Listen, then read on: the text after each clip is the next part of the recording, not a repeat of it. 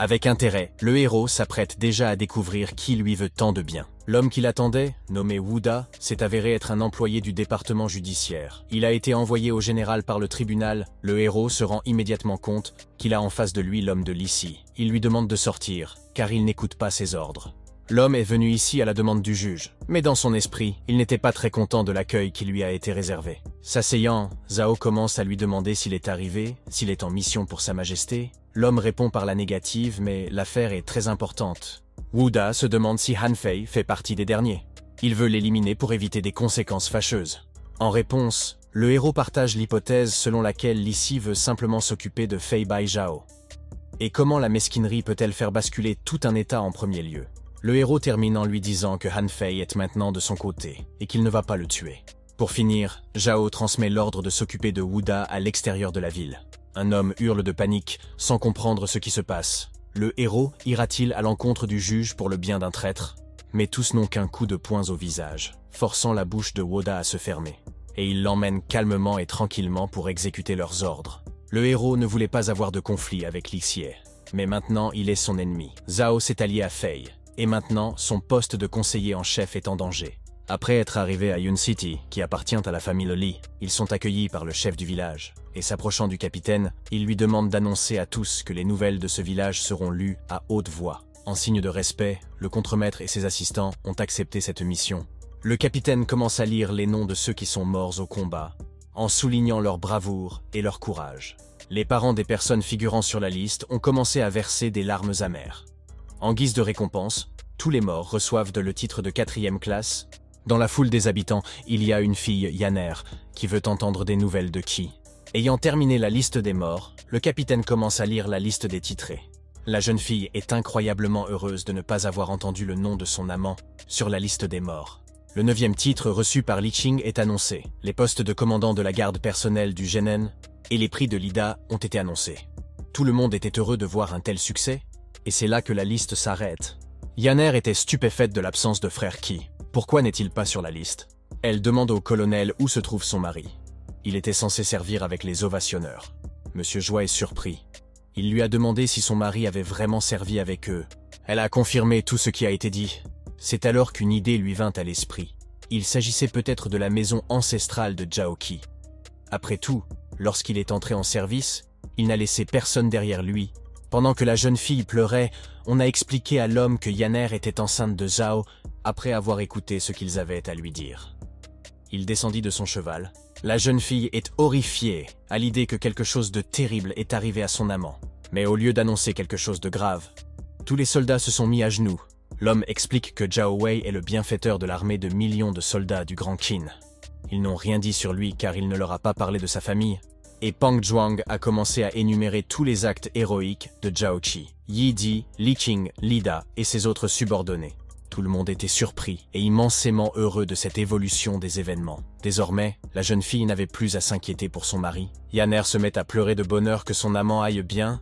C'est alors que la jeune fille commence à ressentir des douleurs insensées, qui s'avèrent être des contractions. La femme appelle l'obstétricien. Pendant ce temps, près de la ville de Yun, dans le manoir du général en chef, un soldat est venu voir le général Mang. L'homme n'est pas content d'une telle insolence, de faire irruption comme ça. Pan s'excuse, mais il signale qu'il doit s'occuper d'une affaire extrêmement importante. Mais le vieux général lui fait remarquer que, même si une armée ennemie a attaqué, il doit faire son rapport calmement. Mais Pan ne fait que raconter ce qui s'est passé dans le village natal du général Zhao Qi. En entendant cette information, le père de Meng est en état de choc, et Pan se demande s'il doit donner l'argent du général à sa femme. Il va préparer des vêtements et des objets de valeur, 500 gardes, et envoyer le tout au village de Li immédiatement. Une nuit tranquille, dans le village de Li. Tous les grands généraux sont venus au village. Le chef se demande où se trouve la fiancée de Zhao Qi. Le contremaître répond qu'elle se trouve dans l'une des maisons, et il s'avère qu'elle a donné naissance à un double. Une partie de l'homme envie le héros, et Meng ne comprend pas pourquoi son père ne le regarde pas, et explique en toute lucidité que le fils a 30 ans et n'a pas eu plus d'un enfant. Et maintenant, Meng ne comprend pas pourquoi Zhao a eu des enfants hors mariage. Il s'avère que le gars est marié avec lui. La jeune fille est informée que le général Seigneur et le général Main veulent la voir. Yaner s'excuse auprès des invités pour le bruit qu'il fait. Il me rassure et me demande de ne pas m'inquiéter. L'aîné demande à se faire appeler oncle, mais l'homme au frère La jeune fille s'étonne d'une rencontre aussi inattendue. Mang remarque que Chi est si heureuse. Mais il ne le savait même pas, puisqu'il ne leur a rien dit à son sujet. En remarquant une partie du pendentif, l'homme se dit qu'il a déjà vu quelque chose de semblable au palais de Zantai. Comment a-t-il atterri ici? Mais la jeune fille explique que ce n'est pas la faute du héros. Elle a découvert la grossesse après le départ de Zhaoqi. Mang a pensé que le héros était vraiment en train de tricher, ce qui s'est avéré être le cas.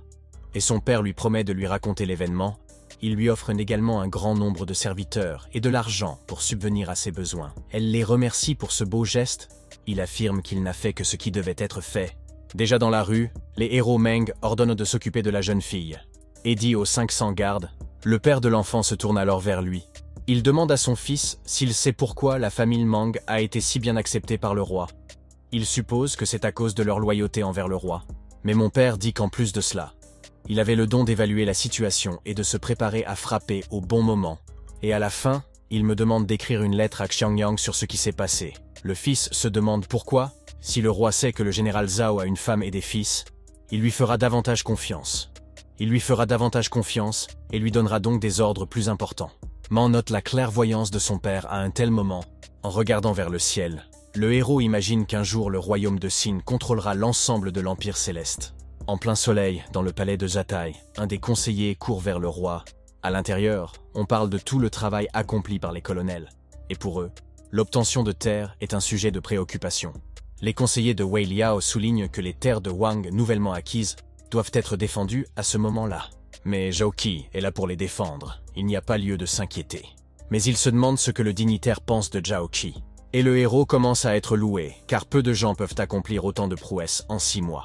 Le roi fait remarquer qu'ils ont une chance inouïe que Zhao soit né dans leur état, mais en même temps, il commence à s'inquiéter de son contrôle. Il a beaucoup d'ambition. Il faut donc lui confier des sujets plus sérieux avec prudence. C'est alors qu'il apprend que des nouvelles sont arrivées de Yun City. Et là, il apprend que le héros a une fiancée et des enfants. Il le félicite mentalement pour cela. Désormais, le souverain a davantage confiance dans le héros. Il l'a mérité par son action, et il ordonne qu'il soit récompensé. Mais il a lu un nom familier dans la lettre, sans pouvoir se souvenir de qui il s'agissait. On lui a dit que la jeune fille qui devait épouser son fils s'appelait aussi Yan Er. Dans son esprit, il a immédiatement pensé qu'il s'agissait de la fille de Li Shi. Il s'avère qu'il peut désormais mieux contrôler Zhaoqi. Le fil est dans sa main, et le roi, avec une grande joie, l'ordonne. Il annonce le mariage de 2 jeunes gens, 2 autres des plus belles concubines du héros, ainsi qu'une grande quantité de chevaux et d'or. Après avoir servi tout cela, il a pris l'ordre. Ces cadeaux généreux montrent que le roi fait désormais confiance au héros et qu'il lui est précieux. Le roi doit maintenant espérer que Zhao est un homme honnête et qu'il fera quelque chose de stupide. Et voici la résidence de Zhaoqi. Le protagoniste est informé de l'arrivée de Han Fei. Mais Zhao lui demande de supprimer toutes les formalités. Un peu plus tard, il admire également un bel homme. Il rougit un peu et remercie le monsieur. Il lui demande ensuite pour quelle affaire il l'a appelé. Le héros répond que c'est pour parler. Il s'interroge sur sa relation avec Li Seo, ils sont allés à l'école ensemble. Répond le plus positivement possible qu'ils sont de très bons amis. Dans ses pensées, il remarque que, quel que soit le talent de cet homme, il est assez naïf. Mais Han Yu parle de la possibilité de vouloir le tuer. L'homme ne comprend pas mieux que le héros. Le héros explique que l'homme de Li Si est arrivé ici récemment, mais qu'il n'a pas voulu créer une meilleure attitude, et tuer Han, sans problème, sur ordre. L'homme était choqué par cette information mortelle. Et Qi se demanda s'il pensait que le héros trichait. Il le nie, et dit que Zhao n'en a certainement pas besoin.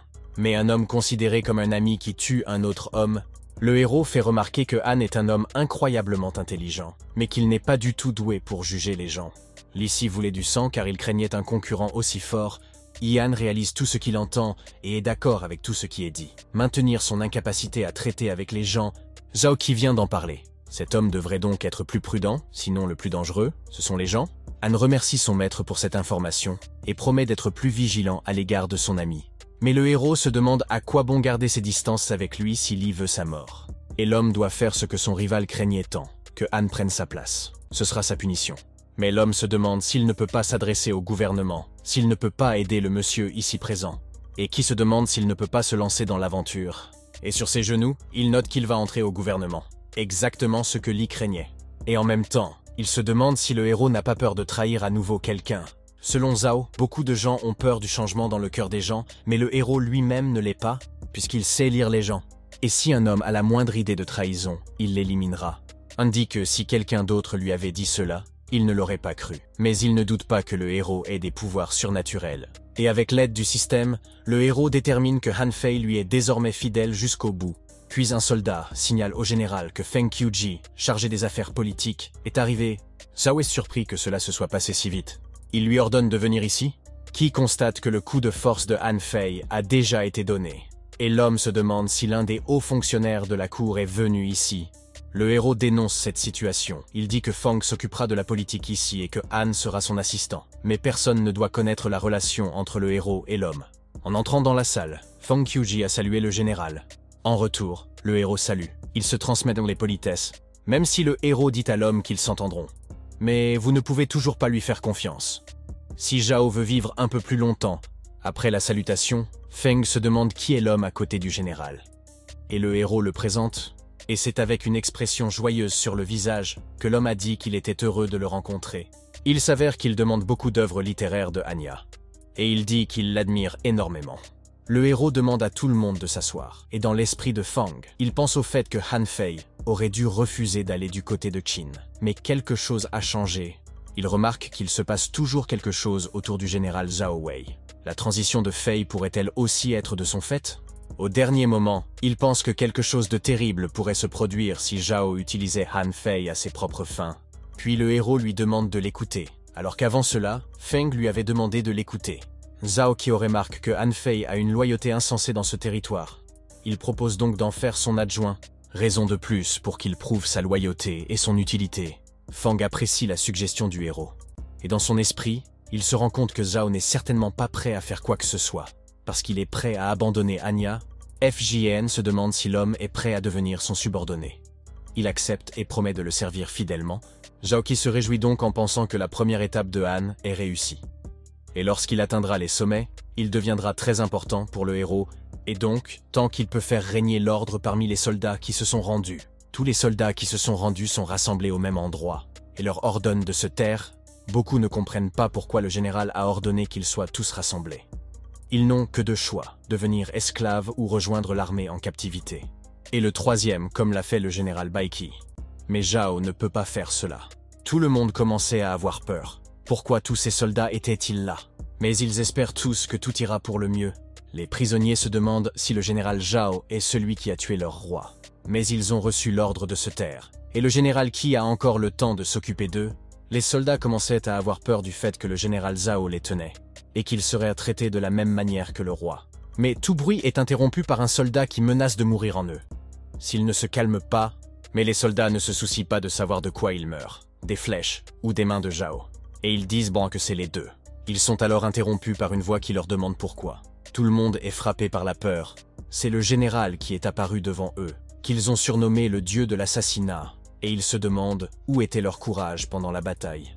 Assis sur un siège spécial, ils se demandent qui a enfreint la discipline. Un soldat courageux affirme que c'était lui. Le héros remarque qu'il a eu le courage de faire une telle chose, et dans son esprit, il se rend compte qu'ils sont déjà pleins de désespoir, et qu'ils ont maintenant besoin d'être moralement achevés.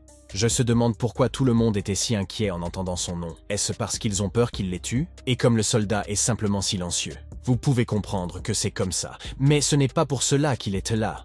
Il veut leur donner une nouvelle vie. Tout le monde est surpris qu'il ne veuille pas les tuer. Il promet de ne pas les toucher, mais en échange, ils doivent répondre à toutes ces questions. Il pose toutes les questions relatives à l'armée dans l'état Han. Combien payait-il? Combien de temps servait-il? Etc. Et les soldats de répondre que tout était forcé. Et s'ils les refusaient, ils étaient envoyés en prison. Et il n'y avait aucune aide pour les familles. Les soldats du royaume de Qin font remarquer que c'est bien triste. Car ils n'ont jamais vu d'argent. Mais le soldat crie alors son mécontentement face à toutes ces railleries. Toute l'armée s'est mise à rire bruyamment. Le héros observe que les soldats Han sont comme des grenouilles, plus longues que leur nez ne peut voir. De nombreuses personnes ont apprécié cette comparaison et ont voulu la mémoriser. Ce que les soldats n'ont pas compris, c'est que les choses ne se sont pas passées ainsi. L'une des plus grandes forces du royaume de Qin était son système juridique. Le héros demande aux soldats de raconter au Khan comment ils ont...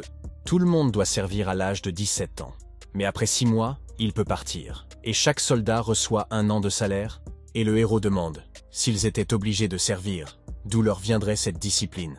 Et leur dit qu'ils ont été trompés. Tuer des ennemis permet d'obtenir des titres, et donc de l'argent. Ils n'en ont jamais entendu parler.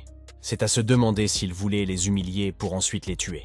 Le royaume de Qin a pu atteindre de tels sommets grâce à un tel système. Et le héros raconte comment il en est arrivé là. Et les soldats ont commencé à le soutenir dans sa narration. Et pour devenir comme Zhao, seul un habitant de Qin peut devenir comme Zhao. Parce qu'ils sont les seuls à avoir une telle pitié. Les soldats commencent à comprendre que la cour du tsar les a toujours trompés. L'idée qu'ils auraient mieux fait de naître dans le royaume de Qin leur était venue à l'esprit. Maintenant, ils sont moralement brisés, comme le voulait le héros, et leur propose de rejoindre les rangs de l'armée de Qin, puisque Han est de toute façon tombé. À l'heure actuelle, 100 000 soldats sont dans l'obscurité, sans aucun espoir. Il faut leur montrer la lumière, et ils tendront la main. Zé remarque qu'ils n'ont pas beaucoup d'options, et énumère leurs options. Elles sont mortelles pour eux, ainsi ils feront partie de l'armée régulière de Qin. Ils ne deviendront pas des esclaves.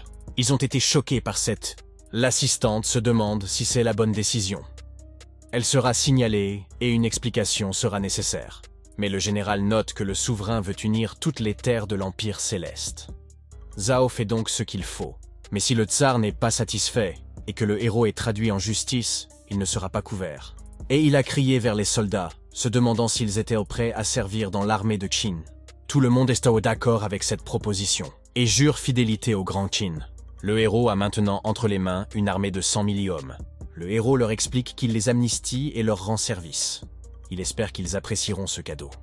Puisqu'il a tout mis en jeu, et en mettant la main sur le cœur, promettez d'être loyal envers le roi et le général Zhao. Lors de son départ, le héros demande à tous les soldats de s'inscrire sur la liste des subordonnés. Les soldats remarquent la détermination du héros et son intelligence. Et maintenant, chacun des deux garçons sera écouté par une centaine de milliers de personnes. On peut espérer que ce n'est que le début de leur carrière. Eh bien, s'ils lui sont fidèles. Maintenant que Zhao avait 200 000 soldats, il allait acquérir une expérience inimaginable sur le champ de bataille. Il ne tardera pas à atteindre l'ancien stade céleste.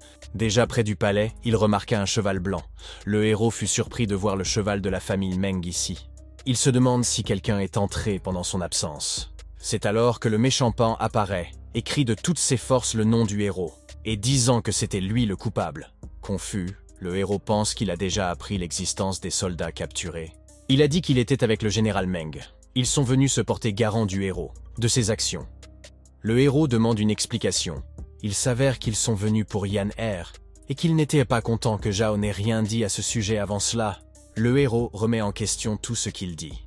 Mais il affirme qu'elle n'est pas la fille de Li Sung et qu'ils ne sont pas fiancés. Comment se fait-il qu'il demande quelque chose qu'il ne sait apparemment pas du tout? Pan donne ensuite une lettre du général Meng et demande à Zhao de la lire. Il était aussi sûr que possible qu'il n'y avait rien à redire à cette lettre. Après avoir lu le contenu de la lettre, il l'a laissée tomber par terre. Sous le choc, il s'est écrié en s'interrogeant « A-t-il vraiment des enfants ?» Et il s'avère que le rêve de Zhao Qi s'est réalisé, sa bien-aimée a accouché. Après avoir entendu tout cela, il décide de retourner au village. Pan se demande s'il est prêt, car le voyage durera 1 mois. Le héros s'arrête brusquement, ce à quoi l'homme ne s'attendait pas. Le héros a convenu qu'il ne pouvait pas revenir en arrière. Les terres n'ont été conquises que récemment, et s'il les quitte, des problèmes pourraient commencer à se poser. Il y avait du bonheur dans ce rêve, mais aussi de la mort. Il pourrait se passer ici des choses qui me feraient perdre la tête. Et Yan Er sera seul avec les enfants. Pan remarque que le héros a failli commettre une erreur fatale, mais l'homme le rassure et affirme que sa majesté est déjà au courant, et la jeune fille est déjà en sécurité. Le général Meng a contribué à la fois à la sécurité de la jeune fille et à l'obtention de la confiance du roi, ce qui a eu pour effet d'augmenter les chances de la jeune fille d'être acceptée par le roi. En s'agenouillant, Zhao Qi a remercié Seigneur Pan et lui a demandé de transmettre sa gratitude aux généraux. Mais le fait que Yan Er soit la fille de Li Se est totalement inattendu. Le héros se demande si son père est au courant. Pan raconte que Li Si avait renié sa fille, et qu'elle avait vécu grâce au seul villageois. La colère du héros n'a pas de limite. Il ne comprend pas comment une telle chose peut être faite à sa propre fille. Pan explique qu'il voulait marier sa fille au fils aîné du roi. Mais elle était déjà enceinte. Le mariage n'a donc pas pu être consommé. Dans ses pensées, le héros se rendit compte que même s'il avait déjà pensé à ne pas toucher Li Xie, mais après cela, l'homme demande au héros de ne pas faire de bêtises. Après tout, Li Seo est proche du roi. Si vous devenez son ennemi, vous deviendrez aussi l'ennemi du roi. Chao remercia Pan et lui promit de se retenir. Mais dans son esprit, il se souviendra de ce qui suit. Il demande également à l'homme de l'aider à envoyer la lettre à la maison pour que la jeune fille n'ait pas peur. Il y promet de revenir vers elle. Il la remercie pour tout ce qu'elle a fait et combien elle s'est accrochée à leur amour. Au bout d'un moment, le héros remercie Pan d'avoir accepté d'envoyer la lettre. En retour, Zhao lui doit un verre. Alors que l'homme se mettait en route, une suggestion s'est formée dans le dos du héros. Il s'agirait de l'armure de la famille Meng. Il s'agissait de Monsieur Fang et de Han Gongzi. Et le personnage explique toute la situation qui s'est produite. Il explique qu'il ne l'a pas signalé parce qu'il s'agissait d'une affaire privée. Fang a corrigé le héros et a partagé l'hypothèse selon laquelle le héros aurait dû être informé du voyage du général Meng. Mais Zhao n'en savait rien. Et Qi a également remarqué que sous les mots « man », quelque chose est caché. Puis, il se demande où sont Feng et Han. Ils étaient au camp militaire, en train de vérifier la progression des prisonniers. Dès que le héros a enregistré les captifs dans l'armée, Feng l'a immédiatement rapporté au roi. Zhao craignait que cela ne lui plaise pas. Mais d'après la réaction de Feng, tout semblait aller pour le mieux. L'arme principale est Han, qui tôt ou tard prendra la place de Li Si, et c'est alors que le héros prendra sa revanche. Un mois plus tard, au palais de Jantai, Li Su a entendu parler des actions du héros avec les prisonniers. Il était fou de rage et savait que Zhao était fini maintenant. Il se demande si le rapport de Monsieur Feng est exact. L'assistant le confirme, mais se demande si l'homme veut devenir son ennemi à coup sûr. Mais l'homme est défavorable. La fille, selon lui, était sa limite. Sans épouser le fils du roi. Le messager de Wuda s'est rendu dans les terres Han et a disparu. C'est tout Zhao Qi. Combien de temps restera-t-il à la cour s'il est smou? Mais pour éliminer Zhao Qi, il faut s'occuper du général Meng. Il va maintenant prendre la défense du héros. Entre-temps, un grand nombre de personnes se sont rassemblées en un même lieu. Ils ont tous assisté à la bataille entre les deux généraux. Li se demande ce qui se passe ici. Il est salué. Les généraux EMN et Yuan ont l'habitude de se supporter mutuellement lorsqu'ils se rencontrent. Et justement, le roi les a invités chez lui. Et le duel se termine par la victoire d'un des généraux. Man est sorti victorieux et affirme que Wang est complètement affaibli.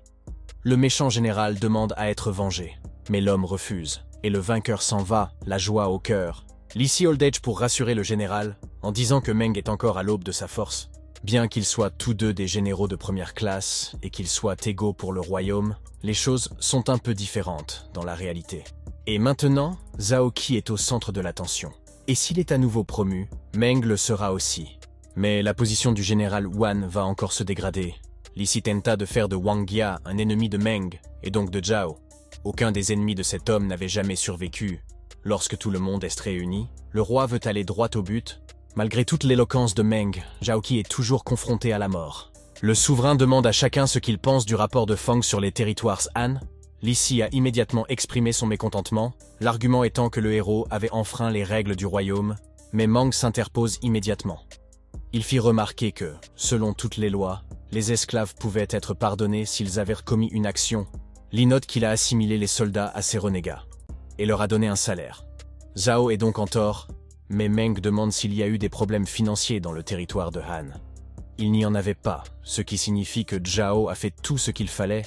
Li Si a immédiatement commencé à s'insurger à cause du ton avec lequel le général s'est exprimé. Mais l'homme a balayé le fait qu'il était un général et que le roi le qualifiait de grossier. Il demande une récompense pour le succès de Zhao Qi, qui a réussi à attirer des soldats ennemis du côté des Qin. Li demande l'avis de Wang Jia car Meng veut s'assurer que Zhao va bien. Le souverain est d'accord et demande l'avis du général Wang Jia sur la question. Celui-ci commença par penser que Zhao avait effectivement agi de manière effrontée. Li Su commença à s'enthousiasmer à l'idée qu'il allait réussir.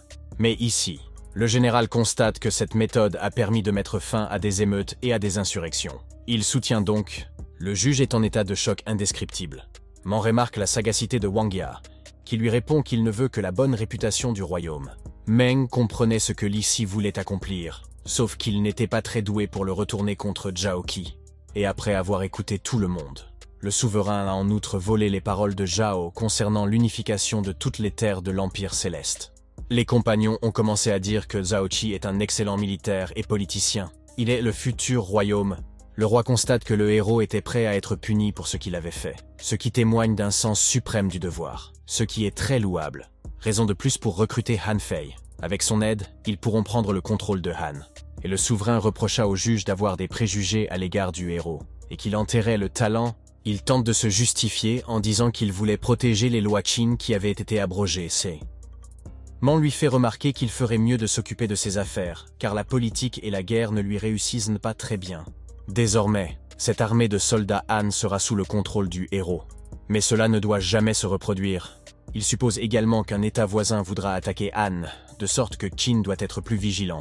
Voici maintenant les objectifs des royaumes de Zhao et de Wei. Leur objectif est d'unifier l'Empire Céleste tout entier, et quiconque s'oppose à eux mourra. Et après son discours, le souverain renvoie tout le monde. Lorsque la réunion est terminée, Li Si demande que sa fille soit transférée ici car elle et ses enfants sont dans la pauvreté. Si vous n'arrivez pas à le comprendre de la manière habituelle, c'est alors que l'homme a décidé d'enlever le héros des femelles coûteuses. Mang, comprenant ce que Li veut faire, demande au roi de ne pas lui donner une fille avec des enfants. Il demande au roi de ne pas lui donner une fille avec des enfants. Ce serait dangereux pour eux. Aussitôt, les trois hommes se mirent à parler. Et Wang Ya ne comprenait pas pourquoi Meng se mêlait des affaires familiales. Le Main parle de ce que le père a fait pour sa fille. Et de l'aide apportée par les résidents à la jeune fille, le souverain a été choqué d'entendre la vérité. Le chaos de la dispute ne s'arrête pas là. Chacun essaie de prouver qu'il a raison. Il en est arrivé au point où Li Seong a menacé Meng. Mais l'homme a tenu bon, défendant l'héroïne. Et toute cette horreur est stoppée par une voix froide, qui ordonne de s'arrêter. L'empereur n'aime pas que les amoureux ne soient pas ensemble. Et c'est tout ce que Li Seong veut. Le père, frustré, se rend compte qu'il ne sortira pas vainqueur de cette dispute. Il admet donc son erreur. Le roi se contentera d'affirmer que Yanner ne rentrera à la maison que s'il le souhaite. Et même ainsi, Meng Wu gardera un œil sur les enfants. Et déjà très fatigué de tous ces combats, il demande à tout le monde de partir. Avant de partir, Meng s'adresse au prince. Pour une affaire personnelle, il se demande si le souverain a encore un pendentif en jaspe. Mais il ne sait pas de quoi il parle. Et c'est en riant que l'homme prend congé. Mais le directeur note que Meng s'inquiète toujours pour les plus petites choses. Il se mit à réfléchir. Il se souvint qu'il avait donné un tel pendentif à Dun Er il y a bien longtemps, une fille qu'un homme ne pouvait pas fréquenter avant de devenir roi. Il aimerait la rencontrer à nouveau. Il lui a promis d'unifier l'Empire Céleste, de faire d'elle une princesse, et leur enfant serait l'héritier. Mais si elle n'aime pas ça, il est prêt à partir en voyage avec elle, tant qu'elle revient. Pendant ce temps, à la résidence du juge, Li Si était furieux de tout ce qu'on lui avait dit, et de la façon dont il s'était mis dans l'embarras devant le roi. Le juge assistant dit qu'il peut avoir une chance de se venger. La rumeur veut que les États de Zhao et de Wei veuillent attaquer Han. Et l'objectif principal de Zhao et Huan Fei est d'attaquer Han. Mais au moins, c'est une chance. Ce serait très dangereux et il pourrait y avoir des émeutes. C'est alors que l'homme, avec un grand sourire, annonce qu'il a le plan parfait. Peu de temps après, en sortant de la capitale du royaume de Qin, Mang dit à Li Si de ne pas s'attirer d'ennui, et que Yanner l'accompagnera de toute façon. Mais il est sûr qu'elle ne peut pas désobéir à son propre père. Et il espère que lorsqu'ils partiront avec lui, le général n'interviendra pas. Mang est très mécontent de ces paroles, mais promet tout de même de faire preuve d'équité, et à ce moment précis, il dira à tous ses soldats d'accélérer, et fixe la barre à 30 km par jour. À cette vitesse, Li Qi ne se sent pas très à l'aise et comprend que Meng l'a fait exprès. Si ce n'était pas pour réunir toutes les terres, il aurait tué ce connard. Il aura aussi un assistant qui veillera sur les voisins. Je me fiche que Zhao ou Fei Han meurent, tant que Feng vit. Et ce soir, à la résidence de Zhao Qi, tout le travail accompli est discuté. Feng loue le travail de Hana à sa place, et aussi le brillant travail du général Zhao Qi. Han est sur le point de partir car il se fait tard. Il dit au revoir à Feng.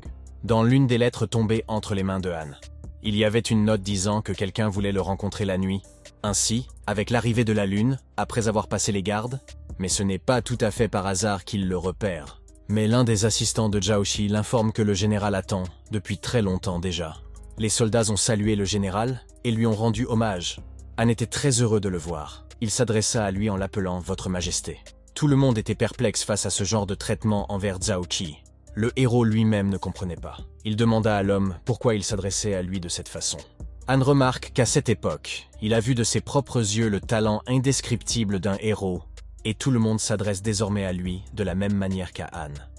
Zhao demande à ce qu'on s'adresse à lui de cette façon, uniquement lorsqu'ils se rencontrent en personne.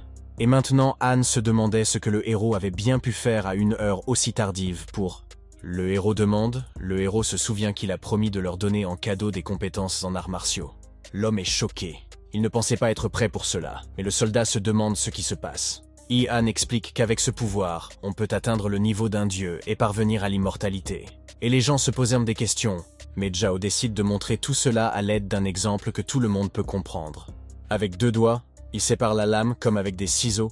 Lorsqu'ils ont vu cela sous leurs yeux, ils ont pensé qu'ils étaient la réincarnation d'un dieu. Ils se sont pris pour la réincarnation d'un dieu. Han a expliqué que dans la prison de Zhao Qi, il avait réussi à briser le mur. La force dont il fait preuve aujourd'hui n'est donc qu'une partie de la force de Zhao Qi. Les soldats n'en revenaient pas d'une telle puissance divine. Et croire qu'ils allaient transmettre un tel savoir. Le héros explique qu'il s'agit d'une récompense pour leur loyauté. Mais ce qu'il révèle n'est que la partie émergée de l'iceberg. Et commence le processus de transfert des compétences de combat aux 4e personnes. Le héros promet de leur parler aujourd'hui des 5 étapes qui précèdent la compréhension des compétences. Les hommes commencent à ressentir une force et une puissance extraordinaires dans leur corps. Il va se pincer pour se détendre. Ils ont besoin de dégager leur méridien. Dans un premier temps, ils pourront libérer leur force intérieure. Mais ce n'est que le début pour apprendre les techniques de combat. Le héros peut partager son pouvoir avec eux, et si les héros lui sont loyaux, il peut continuer à les former. Aujourd'hui, ils ont commencé à faire leurs premiers pas, mais personne ne peut les connaître. Il a également déclaré avoir reçu un message de Mang, lui demandant de le lire à Hanya. Après avoir lu sa lettre, l'homme s'est indigné de cet état de fait. Han est encore plus convaincu de la nature de Li Shi, qui est une véritable crapule. Il fait tout pour lui. Zhao est reconnaissant à Ming pour cette aide. Sans lui, le héros aurait été puni. Mais le plus important, c'est que Yan Er est maintenant protégé. La famille Meng avait toujours été loyale envers Qin, mais avec l'arrivée du second empereur, ils ont été exécutés. Et maintenant, Zhao Qi promet de les protéger tous. Han s'excuse auprès du héros, parce qu'il pense que la folie de Li Song est de sa faute. Mais Zhao rassure l'homme et lui dit que le souverain est un homme intelligent et qu'il gardera un œil sur lui. Huang promet au héros que Li se paiera pour tout ce qu'il a fait. Zhao fait remarquer que Li Si a fait beaucoup de mal à Yan Er, et que tôt ou tard, il répondra de ses actes. Aux soldats, il va faire monter la garde de Fang et Han. Comme Li Seo est très vindicative. Et lorsqu'il se pose la question, il s'interroge également sur la sécurité du général. Il fait remarquer qu'il peut se débrouiller tout seul pour l'instant. Le héros attendra d'être assez fort pour que Zhao réalise son nouveau plan. Après avoir ouvert la porte, le général promit de tout leur expliquer. Et Li Qing leur montrerait le chemin. Dans l'une des grottes, une foule de soldats est sortie dans le désert. Ils ont été sélectionnés comme soldats d'élite, 200 des meilleurs. Le général se demande si les gens savent pourquoi ils sont ici. Ils n'ont aucune idée de ce qui les attend. Mais ils sont prêts à exécuter sans problème n'importe quel ordre du héros. Zhao leur demande de prendre leur temps. Il voulait d'abord poser une question. Veulent-ils être loyaux uniquement envers leur général et non envers le royaume? Veulent-ils être l'épée d'un général qui sera invisible pour l'État? Après toutes les paroles du héros, les soldats sont restés silencieux pendant un moment. Mais bientôt, prenant son épée dans ses mains, ils se coupent la plaie. Ils font le serment de sang de rester fidèles à leur général jusqu'à la fin de leur vie. Le héros demande au système une liste de personnes dont la loyauté est inférieure à 60. Mais le système n'en a pas trouvé, car d'après ses calculs, il n'y a pas de telle personne ici. Follement satisfait de ce résultat, le héros promet qu'il ne laissera pas tomber les soldats. Désormais, ils auront plus d'argent pour obtenir le titre. Tous les soldats en sont reconnaissants. Vers la fin, Zhao Qi leur demande de mémoriser leur nouveau nom et se faufiler dans ta magie. Tous les soldats sont pleins d'énergie et promettent une fois de plus de ne pas le laisser tomber. Il remet à Li Qing la méthode de formation des nouveaux gardes de l'ombre. Maintenant, nous pouvons aussi nous reposer un peu, pendant un certain temps, pendant que Li Qi s'en occupe. Les chefs des pays de l'ombre changeront, parce qu'à travers eux, vous pourrez découvrir. La seule personne dont le héros a peur est Ying Cheng, mais il a la chance de bien traiter le héros. Le héros va attaquer l'état de Zhao et en faire cadeau au roi. Mais l'attaque de Zhao est impossible. Ils n'ont combattu qu'un autre état. Ils ont besoin d'1 an pour se préparer et décréter. Mais un dieu de la guerre leur vient en aide et les aide beaucoup. Son prénom est Kai et son nom de famille est Guo. C'est le chancelier de cet état. Huang se demande si le héros plaisante. Seul cet homme peut détruire les 6 états. C'est la raison de son surnom. Huang en est choqué, et le héros leur ordonna de l'accompagner jusqu'à la caserne. Pendant ce temps, dans l'état de Zhao, les conseillers s'adressent au souverain et lui demandent s'ils doivent organiser une campagne militaire. Sin est supposé avoir subi des pertes lors de la prise de contrôle par les Han, et d'une manière générale, comment un général de haut rang peut-il avoir peur d'un garçon de garde? Il est scandalisé. Zhao Qi n'était pas un garçon. Il était surnommé le dieu du meurtre pour ses actions, mais le chancelier pense qu'il ne cherche que la gloire. Et l'assassinat de Zhao et Fang est déjà planifié. Le souverain a fait l'éloge d'un tel plan, et le chancelier demande de ne pas en faire trop, bien qu'ils se réjouissent de cette... Surtout quand ils attaquent, il y aura 10 000 soldats de Khan à l'intérieur. Qui se révoltera? L'empereur soutient le chancelier. Il veut attaquer les Han, même si le général s'y oppose. Le chancelier se demande s'il ne veut pas contribuer à l'extension du territoire de l'État. En fait, c'est un ordre. L'homme confus ne savait pas quoi dire. Il s'est ensuite incliné et a déclaré qu'il n'y voyait aucun problème. Mais dans son esprit, il se rend compte que le tsar ne peut pas être persuadé, et que l'État est en danger. En l'espace de quelques mois, un exercice en bonne et due forme a déjà lieu sur le territoire de Han. Tous sont prêts à se battre, sous le slogan qu'ils se battent pour l'expansion de Qin. Le cœur du héros débordera de courage et de force. Son niveau et ses compétences se sont encore améliorés pendant cette période. Tout le monde le félicite pour son habileté à contrôler l'armée. Il a déjà créé tout un système d'armée, qui se composera de 10 régiments. Dans peu de temps, Zhao et Zhao apprendront à tous les soldats à s'améliorer. Ils ont formé plusieurs formations aujourd'hui, il transmet les principes de formation au commandant. Il demande également des nouvelles à Li. Zhang Han a déclaré qu'il était déjà tout à fait prêt à agir. Zhao pensait qu'ils attaqueraient sans crier gare, il en a été surpris. Il est également rapporté qu'il y avait à l'origine 2 groupes d'élimination, mais ils en ont obtenu un autre. Et on ne sait toujours pas pourquoi. Zhao s'en étonne et suppose qu'il est encore plus populaire aujourd'hui. Le héros a maintenant envie de les rencontrer. Un peu plus tard, traverser l'espace à cheval, les assassins du royaume de Zhao sont sortis pour attaquer le héros. Ils étaient fous de joie lorsqu'ils ont vu leur cible. Les subordonnés s'inquiètent de savoir pourquoi le héros n'a pas de garde. C'est peut-être un piège, mais leur chef affirme que le héros marche toujours comme ça. Héros, en regardant autour de la ville, j'ai remarqué quelque chose. Ils veulent lancer une attaque. Un autre qu'ils veulent envoyer pour la rapporter. Ils n'ont qu'une seule chance de tuer Zhao ou Fang. Ils doivent le faire parfaitement. Le héros descend de son cheval devant l'un de ses soldats. Sur le toit, des archers se préparent à tirer sur le toit, et le chef donne l'ordre de lancer une attaque sur leur cible principale. En plus des hommes armés d'épées, les flèches des archers volent également vers le héros. Le héros est déçu, car cela fait 1 mois qu'ils le suivent pour cette embuscade. Les flèches sont repoussées par les soldats de Qin, en un clin d'œil, et l'assaut des tueurs tente de retenir. Les habitants de la ville ont été choqués, bouleversés par l'horreur indescriptible de la mort. La jeune fille a demandé de l'aide pour échapper à ces hommes assoiffés de sang. Le soldat se tient devant elle et lui dit de sortir d'ici, car c'est encore plus dangereux. Mais il s'avère qu'ils sont l'un des tueurs de cette unité. Mais elle ne parvient pas à blesser le soldat, qui la poignarde en un instant. Les soldats doivent être sur leur garde. Il y a des assassins parmi la population civile. Nous devons protéger l'ensemble. Le héros change d'attitude à leur égard. Il évalue leur décision de se cacher pendant le chaos. Il aimerait voir l'auteur de cette idée, et les voyous étaient persuadés que même des douzaines de soldats ne les arrêteraient pas, et qu'ils tueraient la cible. Aussi, le héros décide de s'arrêter là. Le chef des assassins entend un son approprié qui vient vers lui. C'était le bruit d'une armure. On aurait dit qu'il s'agissait d'une embuscade depuis le début. Un grand nombre de soldats se sont formés dans la rue, ressemblant à une foule. Tous les meurtriers sont encerclés de toute leur force.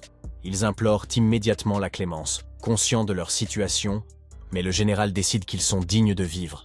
Il donne donc l'ordre de les tuer tous. Et pour ceux qui implorent la pitié, la vie de beaucoup s'achève. Un héros se tenait au milieu de cette rue. Mais le mercenaire restant décide de tout mettre en jeu et d'attaquer Zhao.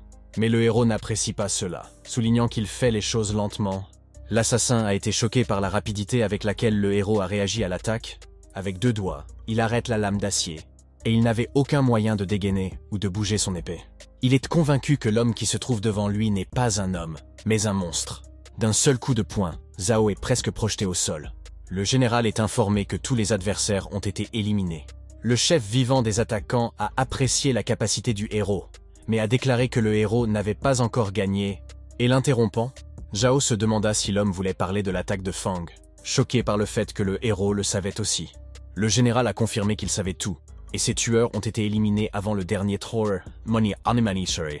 Li King doit maintenant achever tous les adversaires restants, et déplacer la tête dans la salle des invités.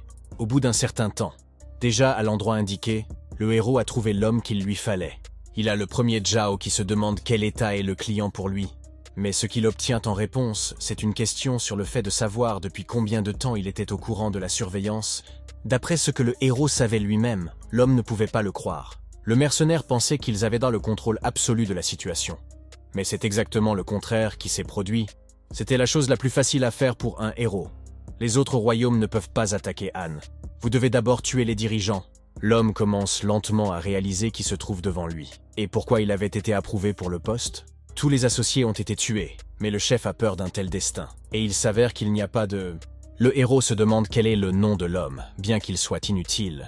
Après avoir attendu un peu, il prononce son nom, Don Ruo. Lorsque le héros entendit ce nom, il n'en crut pas ses oreilles. Il est le seul à rechercher les meilleurs espions de tout l'Empire du Milieu. Il travaillait pour l'organisation de Qin Shi Huang.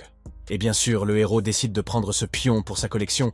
Il sera capable de diriger une escouade de gardes de l'ombre et peut-être le meilleur commandant pour eux. Tout cela en supposant qu'il ait un haut niveau de loyauté envers le héros. Dun se surprend à penser que le sourire du héros lui donne la chair de poule. Il dit au héros qu'il ne sait vraiment rien d'autre. Puisque les mercenaires ne demandent rien, le héros tente de se calmer et d'obtenir une réponse à sa question, à savoir s'il veut travailler pour lui. Le jeune homme a tout de suite eu l'espoir de ne pas être confronté à la mort, mais non seulement le général ne le tuera pas, mais il lui donnera le titre de meilleur assassin du monde. Sa loyauté est primordiale. À un moment donné, devant toute la salle, il s'est mis à rire bruyamment.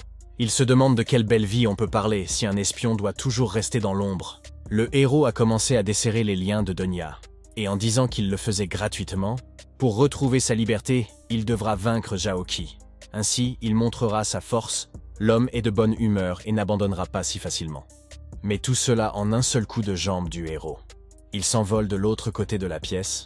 Les soldats sont un peu inquiets pour le général lorsqu'ils entendent des bruits provenant de la pièce, et en regardant ce qui s'y passait, ils n'ont eu que l'idée d'un spectacle pitoyable.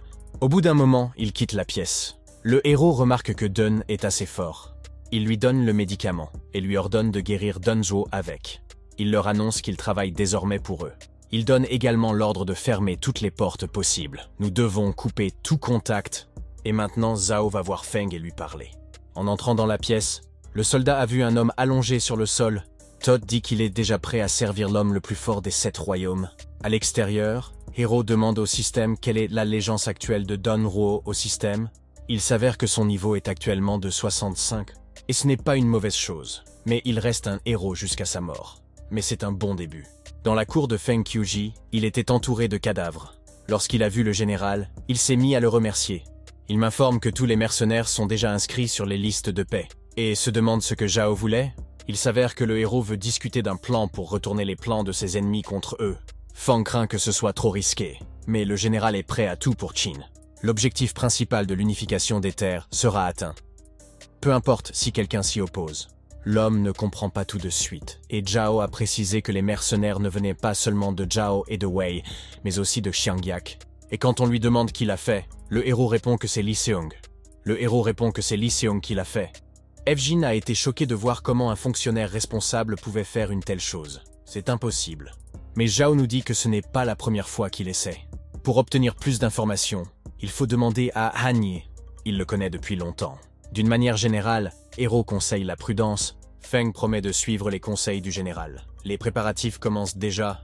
Et dans ses pensées, il se rend compte que les craintes du héros ne sont pas du tout vaines. Et qu'il faut être vigilant. Au bout d'un certain temps, une lettre arrive au palais de Jantai. Le rapport de Feng, les conseillers, dirigés par le chancelier. Ils craignent que quelque chose de grave ne se soit produit. Et le souverain parle de toute la situation. Avec quelques détails secrets, la panique s'empare des gens, qui ne savent pas si Zhao est mort. Le chancelier demande que le général Main soit envoyé sur place pour vérifier la situation. Tous les conseillers se sont prononcés en faveur de cette décision. Li Si était fou de joie. Il a pu punir son plus grand ennemi. Le souverain donne des ordres. Envoyer secrètement Meng avec une escouade et un guérisseur pour aider Zhao et Han Yu dans une situation calme. Il laisse partir tout le monde et leur rappelle qu'il s'agit d'informations hautement confidentielles. Quand tout le monde est parti, il ouvre à nouveau la lettre. Il y a un message secret. Il dit que tout va bien pour Zhao, et que tout cela n'est qu'une manœuvre contre ses ennemis. Le souverain décide d'aider le héros. Il pense même aux nombreux exploits qu'il a accomplis, et il n'a jamais vu son visage. Il décide, après avoir capturé le royaume de Zhao, d'inviter le héros et sa femme dans sa capitale. La jeune fille remarque qu'un grand nombre de guerriers partent ensemble. Elle suppose que la guerre va reprendre, et que Zhao doit être prudent. À Sanzheng, les militaires sont priés de les laisser entrer, car ils ont reçu l'ordre de sauver Zhao. Tout cela a été entendu par un espion de l'état de Zhao. Il transmet toutes les informations à la capitale du royaume. Le chancelier et le souverain se réjouissent de cette nouvelle. Leur merveilleux projet s'est concrétisé. Ils doivent maintenant préparer une armée pour attaquer. Les épicéas de Han seront désormais sous leur contrôle. Le médecin se rend à la résidence de Zhao et se précipite pour l'aider. Mais un soldat veut l'arrêter et tout lui expliquer. Xiao Ju est médecin. Il prétend qu'il n'a pas le temps. Le général Zhao est en danger. Nous devons l'aider. Il ouvre les portes de la salle de réunion. Devant lui, il aperçoit le conseiller de Feng, son assistant, Fei. Et Zhao, le médecin reste stupéfait. Il ne s'attendait pas à cela. Le soldat s'est excusé auprès du général de ne pas avoir arrêté Xia à temps. Zhao, tout joyeux, s'excuse auprès du médecin. Il lui a dit qu'ils étaient un peu occupés en ce moment, car ils discutaient de questions militaires. Le médecin demande ce qui se passe ici. Le soldat répond que cela fait partie du plan du général. La puissance militaire de l'ennemi est très importante, note le héros. Et s'ils veulent attaquer Han, ils choisiront d'attaquer Nanyang. Tout cela grâce à un terrain plat, et la cavalerie passera en premier. Et en effet, elle sera forte, pense le héros. Mais ils ont une parade. Le héros ne pense qu'à gagner cette bataille de territoire. Cette zone se prête particulièrement bien à l'utilisation du feu, très lumineux. Il ne reste plus que le combat. Et maintenant, avec l'aide d'une armée, le héros pourra atteindre le niveau céleste.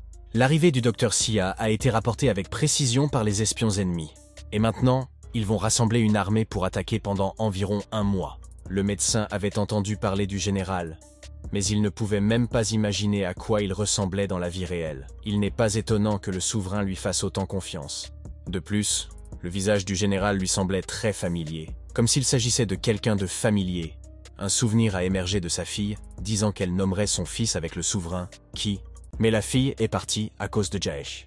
Sans lui dire au revoir, alors qu'il lui avait demandé de rester avec lui, il s'avère que Xia s'est évanoui. Zhao Qi se demande s'il va bien. Le médecin se voit rappeler follement par le héros sa fille disparue, à tel point qu'il l'a pris pour elle. Il pensait qu'elle était devant lui. Il était follement heureux de la voir. Il la voyait enfin après 18 ans. Les gens n'ont pas compris ce qui est arrivé au médecin, et le fait qu'un homme ne veuille pas le laisser partir le met mal à l'aise. Le vieil homme s'en excuse. Il dit qu'il ne peut plus faire la différence entre un rêve et la réalité. Et dans l'esprit du médecin, l'idée que le héros puisse venir à lui, mais ses pensées sont interrompues par le fait que les hostilités sont sur le point de commencer et que le médecin doit être caché. Mais le docteur ne pouvait pas se permettre une telle chose. Il ne pouvait pas laisser un héros derrière lui. Il a reçu des ordres du roi. Le docteur n'a pas le droit de s'immiscer dans les affaires militaires. Mais il gardera un œil sur le héros. Sauf que le héros a une quantité folle de médicaments. Pourquoi aurait-il besoin d'un médecin personnel? Et on ne peut pas refuser un tel homme. Il est le confident du souverain. Xia attendra d'autres instructions. En attendant, il peut se reposer. Il aura l'occasion de découvrir si Zhao est vraiment son petit-fils. Le héros demande à Fei si le docteur Xia est toujours aussi sentimental. Mais c'était la première fois qu'il voyait des larmes sur son visage. Mais 1 mois plus tard, à la frontière de Manyang, l'armée de Zhao et Wei était prête. Le général en chef du royaume de Wei, Wei Tang, partageait l'espoir qu'ensemble, ils pourraient retrouver leur ancienne puissance. L'un des commandants, dans son esprit, était d'accord avec lui, et reconnaît le talent de ce général, mais certains problèmes sont apparus parmi eux, à savoir si la blessure de Zhao Qi semblait étrange ou non, mais d'après la réaction de l'armée Qin, qui était très décousue, il semble qu'il y ait eu un dysfonctionnement. C'est alors que le calme s'installe dans le général. Maintenant, ils peuvent avoir la ville. Demain, ils pourront avancer sur le territoire des Han et ils veulent boire à cela. En accédant à ces terres, ils seraient en mesure de limiter encore davantage le retrait du royaume de Qin. Pendant ce temps, le héros est informé qu'une attaque contre eux est prévue pour demain. L'un de ses subordonnés commandera le champ de bataille. La seule chose qui lui reste à faire est de défendre la ville, jusqu'à ce que de nouveaux ordres soient donnés. Et Zhao se demande aussi si la seconde, toutes les choses qui avaient été planifiées, doit être préparée. Le docteur Xia n'est pas autorisé par les gardes à surveiller la santé de son subalterne. Quand le héros l'apprend, il demande à être remplacé. Parce que Wuju arrive. C'est la seule personne qui le fait paniquer. Après avoir franchi tous les contrôles de sécurité, l'homme ne trouve pas sa cible. On lui dit que le général est en voyage d'affaires. Bien qu'il se soit tenu derrière la colonne et qu'il ait écouté le dialogue des 3 hommes, il n'en a pas été de même pour lui. Et c'est là qu'interviennent les souvenirs qui expliquent cette panique. Il lui faisait manger des légumes spéciaux. Le médecin a même rappelé au héros qu'il serait bientôt l'heure d'aller se coucher. Tout cela pour la santé du plus grand des généraux. Face à toutes ces inquiétudes, Zhao Qi a réussi à s'enfuir très loin. Même si le héros se rend compte que l'homme ne le lâchera pas, lorsque la prochaine journée ensoleillée arrivera. Les soldats du royaume de Qin commencent à remarquer l'armée ennemie. Un grand nombre de combattants se sont rassemblés, à cheval et à pied, et surtout, avec un grand désir de détruire l'armée ennemie. Sans aucune chance de survie, tout cela pour faire revivre la grande gloire passée des 3 royaumes. Le héros constate qu'à cet instant, le mur est à environ 300 années. Et maintenant, avec l'avancée des troupes, la distance diminue à chaque seconde. En un instant, il en reste 200. Et dès que les ennemis entrent dans la zone des 150, ils peuvent être attaqués. Et toute une vague de ce qui ressemble à une pluie de flèches. Mais ce ne sont pas seulement des flèches qui volent vers eux, mais aussi un tas de gros rochers. Tous ces moyens de tuer ont très bien fonctionné sur les ennemis. Il en est très satisfait. Les archers se sont beaucoup améliorés depuis le dernier combat. Le héros commence également à gagner de l'expérience pour les exploits de ses subordonnés. Il reçoit désormais un quart de l'expérience pour les meurtres de ses soldats, dans le temps. Le soleil s'est déjà couché au loin. Au général ennemi, un rapport fait état de lourdes pertes de leur part. Ils ne s'attendaient pas à une telle bravoure. Il y avait des spéculations sur le fait qu'il pouvait avoir quelqu'un d'autre que Zhao Qi. On peut se demander pourquoi l'état de santé du général n'a pas affecté ses hommes. Pour tous les soldats, il donne l'ordre d'attaquer jusqu'au dernier homme, jusqu'à ce qu'il annule son ordre. Et l'armée est prête à exécuter les ordres de son général. Pour faire face aux archers ennemis, l'arbalète qu'ils ont mise en place contre eux est un bon moyen de les contrer. Et déjà des pierres volent vers les défenses du royaume de Qin. Aujourd'hui, ils reçoivent l'ordre de se replier sur leur position arrière. Vous devez maintenir toutes vos positions, défendre votre territoire. L'armée ennemie avance maintenant. Elle pousse maintenant sur Xin. Nous devons continuer ainsi. Sans Zhao Qi, l'armée de Qin ne sera plus aussi courageuse. C'est ce qu'ils pensent. Après Nanyang, ils vont continuer à supprimer des territoires. Les soldats de Qin, bien que surpris par cet assaut, ont juré de défendre la ville à tout prix. Le héros constate que le général, malgré de telles pertes, continue d'attaquer. Le commandant donne l'ordre d'utiliser tous les pièges préparés. Le docteur constate que le général est en effet un grand talent. Dans son domaine d'expertise, c'est le même qui dit que le héros n'a pas besoin de se cacher de lui. Et s'excuse pour le dérangement. L'homme se rend compte que la guerre est un événement terrible. Au même moment, le commandant annonce de vive voix la véritable attaque et des héros débordant de force d'âme et d'énergie magique. Et plusieurs armées se sont engagées dans la bataille contre d'autres armées. Tout va bien entre soi et les ennemis. Tous les pièges fonctionnent. De plus, le feu mortel était incroyablement brillant. Devant ces scènes brutales, le médecin n'arrive pas à regarder. Et le héros constate que c'est à cela que ressemble la guerre. Tout cela durera plus d'une journée. Mais tout cela n'a qu'un seul but dans la vie de l'État. Xia fut follement surpris. Une énergie très similaire, presque la même que celle du roi. Grâce aux soldats de Chen, ils ont pu terminer tout cela en 10 jours. Et peut-être que les choses se calmeront. Puis, calmement, le docteur Xia décide de poser une question importante au héros. Dans son esprit, il pense à sa fille, à laquelle Zhao ressemble. Xia ne pouvait pas lui demander ce qui l'intéressait. Il décide de partir et de ne pas se laisser déranger par ces questions. Le héros est surpris de ce comportement. Et tourmenté par la question qu'il voulait poser, déjà sous la lumière du soleil. Sur le champ de bataille, les combats sont presque terminés. Les soldats sont couchés sur le sol. Les soldats ennemis avaient déjà commencé à battre en retraite depuis que leur général avait donné un tel ordre. Zhao ne s'attendait pas à une telle rapidité. Le résultat de la bataille nocturne fut le suivant. Personne n'a franchi le mur. 20 000 adversaires ont été tués. Et peu de membres de l'armée Qin sont morts. La plupart ont été guéris par le remède. Le héros ordonne les jours suivants d'être sur la défensive, mais en même temps de faire preuve de faiblesse. Ils espèrent ainsi avoir une chance de reprendre la ville. Pan Nuan ne se laisse pas si facilement berner. Ainsi, au 2e jour de l'assaut du royaume, l'ennemi reprend l'offensive. Ils utilisent leur bouclier pour passer les tirs de flèches. Aujourd'hui, l'armée a battu en retraite. Cette fois, elle a perdu 10 000 hommes. Et le général ordonne la même chose. Le 3e jour, les ennemis recommencent à utiliser des catapultes. Mais les héros ont également réussi à contourner ce problème en se mettant à couvert. Leur objectif principal est de laisser le mur intact, même si aujourd'hui l'armée a baissé ses défenses et s'est laissée attaquer. Mais elle a quand même battu en retraite. Le héros s'en félicite et leur ordonne de continuer ainsi, déjà le 7e jour de l'assaut. Dans la tente de guerre des opposants, le généralissime rapporte qu'ils ont déjà perdu plus de 50 000 soldats. En raison de la longueur de l'assaut, le moral des troupes a considérablement baissé, mais le général, à la suite de ces informations, ordonne toujours l'offensive. Il note qu'un général doit être capable non seulement de donner des ordres aux soldats, mais aussi d'évaluer la situation, Puis il a demandé si le général Wei n'avait vraiment rien remarqué dans les actions de l'armée Shen. C'est alors qu'il a saisi sa belle pensée. S'ils n'ont pas franchi les défenses, ils sont encore moins défensifs. Et il est évident qu'ils manquent de provisions. Ils doivent donc poursuivre l'assaut. La ville sera entre leurs mains ce soir, et déjà sur le champ de bataille.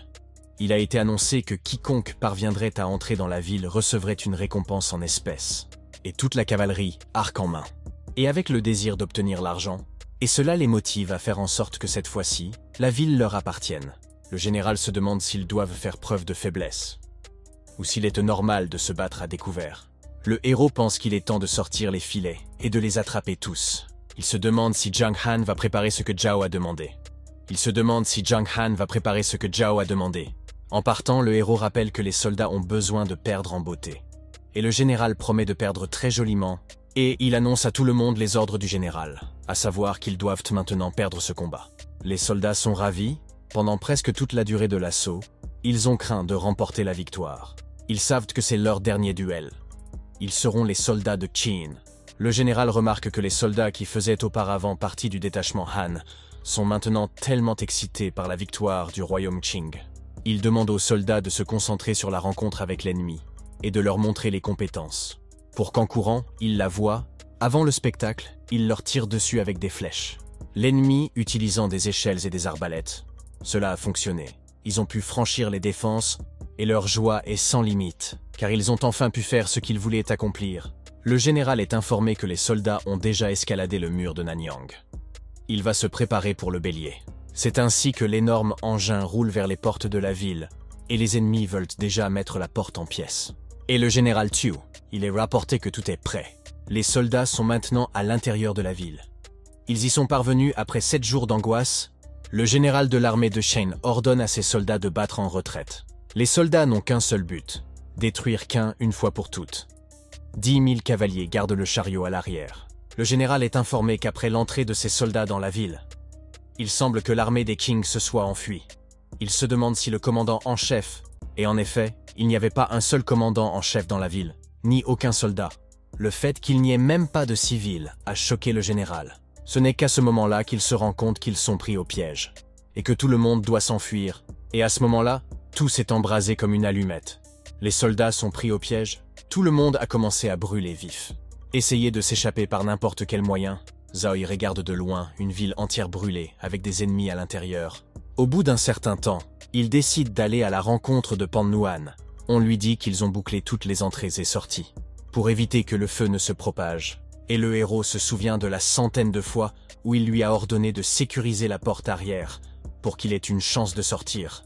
Pendant ce temps, les gens essayèrent de se sauver et de survivre à leur situation. Protéger les généraux, l'un d'entre eux s'est reproché leur présence ici. S'ils l'avaient prévu, tout se serait bien passé. Mais comment, à travers les cris, pouvait-on entendre que les soldats avaient trouvé un moyen de sortir du piège?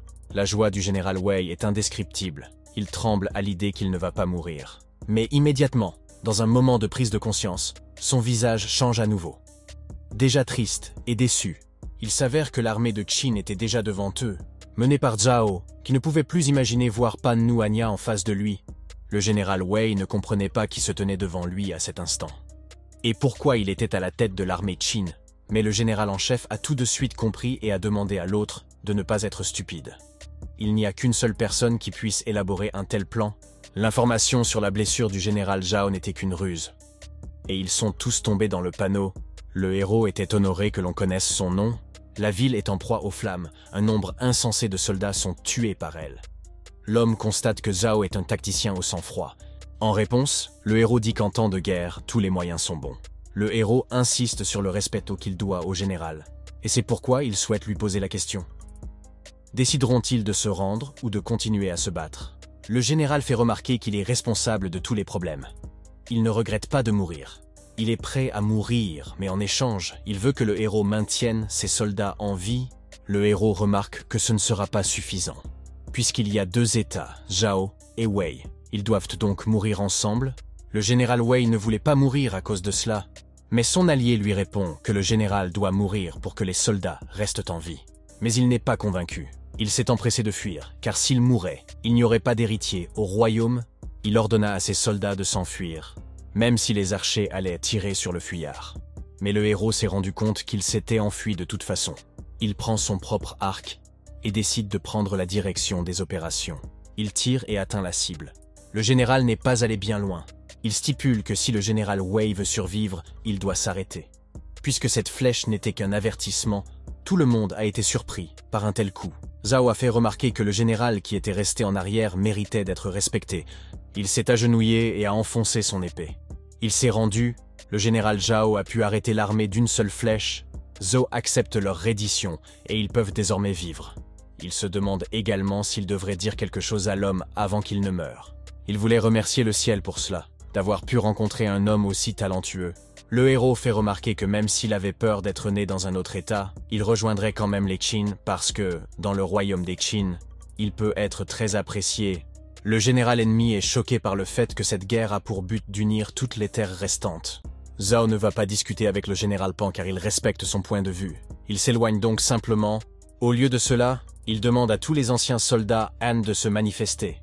Et immédiatement, au même moment, des centaines de voix s'élèvent. Il leur demanda si la princesse Léonida Wuhan était toujours là ou si elle avait déjà totalement guerroyé dans le royaume de Qin, mais qu'elle prétendait être devenue une guerrière de Qin. Le héros demande si le pays de Zhao a vraiment envoyé des espions pour déclencher une rébellion, mais tout le monde a refusé. Le général agenouillé entend les soldats réciter leur état. Quand Qin réunira les 5 terres. Ici, même les civils seront pour eux, tout cela réalisant que le général devenait de plus en plus triste. Le protagoniste a mis fin à sa vie d'un seul coup d'épée. Les héros remarquent que, même avant sa mort, le général a tenu bon. S'il n'avait pas obtenu la récompense pour lui, il l'aurait laissé vivre. Et maintenant, à cheval, il annonce que le général Pan est mort, ce qui signifie qu'ils ont gagné la bataille. Zhao s'interroge sur le type de récompense que le roi pourrait lui accorder s'il devenait le plus jeune général de l'histoire. Mais l'essentiel est que, dans le système, il a maintenant obtenu un degré de stade 9 post-scientifique. 10 000 soldats ont été tués dans cette bataille. La ville cible a été complètement détruite. Le héros ordonne de donner un signal au commandant. La plupart des soldats de Shan sont sortis des décombres. Bien qu'un incendie se soit déclaré, il n'y a eu aucun décès, et seulement 2 personnes ont été blessées. Le héros, satisfait de ces résultats, demande pour l'instant le repos des soldats et s'efforce de soigner les combattants blessés. Il ordonne également que tous les soldats soient mis en garde à vue, ceux qui sont blessés gravement ou facilement soignables. Dans son esprit, le capitaine commence à réfléchir à quelque chose qui ne trahirait jamais son général. Bien que les suggestions soient intéressantes, la nouvelle d'une victoire sur le front a été immédiatement annoncée. Lida a tendu une embuscade au quartier général de Zhao et Wei, et ils ont été victorieux. La cargaison a été entièrement emportée. Il en est très heureux, car la bataille peut désormais être considérée comme officiellement terminée. Il ordonne que personne ne divulgue quoi que ce soit sur cette bataille après tous les jours où ils retourneront à leur camp. Le héros veut déjà commencer à mettre en œuvre son plan avant que les résultats de cette bataille ne soient annoncés. Lorsqu'il entre, il ordonne que personne n'entre car il veut compter les récompenses. Il a acquis une très grande expérience, il a finalement atteint le 9e niveau. Et juste avant le 10e, il suggère que les points obtenus en tuant le commandant pourraient être suffisants pour passer à l'étape suivante. Il n'a reçu que plus de 1000 points, et il ne lui reste qu'un peu de temps pour atteindre le niveau 10 avec l'expérience acquise. Il demande au système d'améliorer les points de douleur au maximum. Et le système suit tous les ordres qui lui sont donnés. Si le héros atteint les cieux dans un niveau, il deviendra immortel dans ce monde. Je suis satisfait de la récompense pour ce combat. Nous attendons maintenant que la nouvelle de la victoire parvienne à la capitale. Mais lorsque tous les autres états sont maîtrisés, et que le héros atteint le niveau céleste, il peut vivre avec sa bien-aimée et ses enfants. Fait saillant Dr Xia qui a pu guérir un grand nombre de soldats grâce à son aide. Et les héros ont compris pourquoi le docteur n'était pas revenu depuis des jours. Il formait des médecins ici. Il décide alors d'aller voir le médecin et de lui parler. Il le remercie pour tous les efforts qu'il a déployés pour restaurer les soldats. Voici celui qui vous demande de ne pas dire cela, mais qui constate que sous le contrôle du général, les pertes de soldats sont minimes. Il est sur le point de partir puisque le plan du héros avec le souverain est terminé. Mais avant cela, il a quelque chose à demander. Et il parle de sa fille disparue il y a quelques années. Yi Zhao lui rappelle beaucoup sa fille. Pourrait-il être son fils ? Le héros comprend maintenant pourquoi le médecin s'est comporté de façon si étrange lors de leur première rencontre. C'était à cause d'une fille nommée Epan. On croit que seule cette fille a été vraiment aimée par le roi, et qu'il a construit un palais en son honneur. Il avait entendu cette histoire, mais était-elle vraie ? Il demande le nom de sa fille, et en effet, Son nom de naissance était Epan. L'homme se demande comment s'appelait la mère du héros. Il dit qu'il ne veut pas le décevoir, mais sa mère s'appelait Zhao Duner. Il n'est donc pas possible qu'il soit son petit-fils. Dans le monde, on peut trouver des gens qui se ressemblent, mais le personnage principal espère que le père retrouvera sa fille. Mais le médecin ne croit pas beaucoup à cette coïncidence. À quel âge une fille peut-elle changer de nom? Il se demande s'il peut rencontrer la mère de Hero. Et c'est avec des mots douloureux qu'il parle du fait qu'il y a 1 an, sa mère est décédée, a été surpris et s'est immédiatement excusé, estimant qu'il n'était pas nécessaire qu'il le demande. Mais faire ce qu'il faut. Il comprend le désir d'un père de retrouver sa propre fille. Il remercie le général d'avoir dissipé certains de ses doutes et lui fait ses adieux, et il en sort déjà bouleversé. Il n'arrive pas à croire que c'est juste une coïncidence.